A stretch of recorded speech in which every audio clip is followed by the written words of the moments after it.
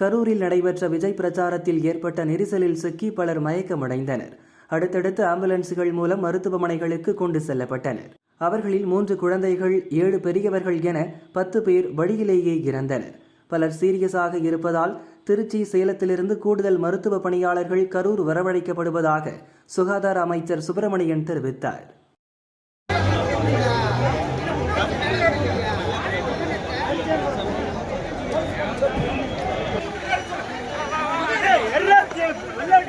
வண்டி